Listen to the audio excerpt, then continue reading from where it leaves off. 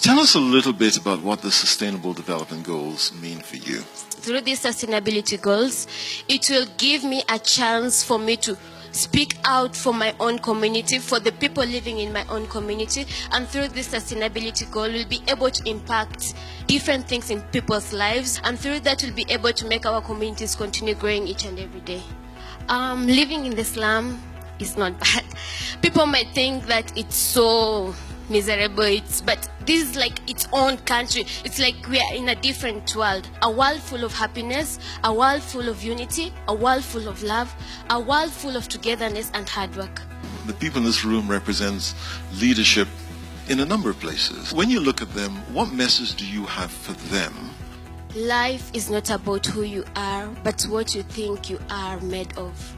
If you believe you are made of greatness, then that means that you can be able to achieve every goal you set ahead of you. And this goes to all women in this room, that we all have to speak out for our rights, stand up for what you believe in, and through that we can be able to change our own communities and make them a better place.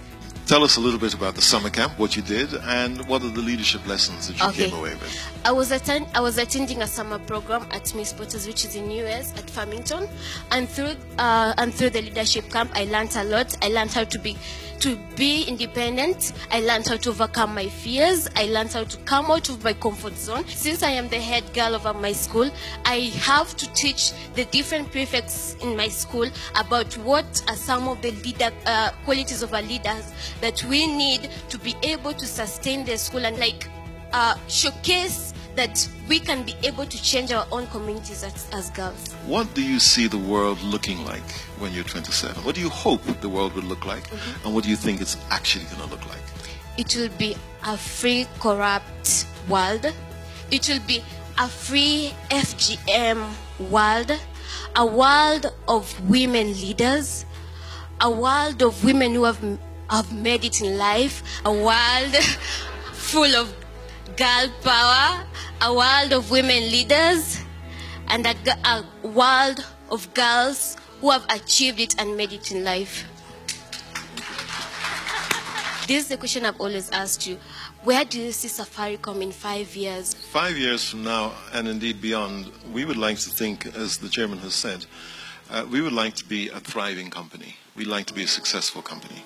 So in Safaricom, we define success not by the profit that we make, but by the difference we make. We'd like to make a difference to you as a young female Kenyan. Do you believe in girl power? And if you believe in girl power, what are some of the things you've done for girls in the community? And how have you been able to empower girls outside there? The person that you see today was formed much more by the influence of the women in my life than the men of my life. We estimate that the value of women's equality, it will contribute something like $28 trillion to the world's economy. That we actually have a child rights policy. We don't believe there's any other company in Kenya that has a child rights policy. We give overweight to the girls in internship, so at any one point we have about 20 girls through internship, which is more than boys, because we believe that we need to expose girls as much as we can to what life is like working in a company like ours. What advice can you give to aspiring leaders like me? Remember where you've come from. I remember deeply where I've come from. I've come from a background which is a poor background, where we didn't have a shower in the house.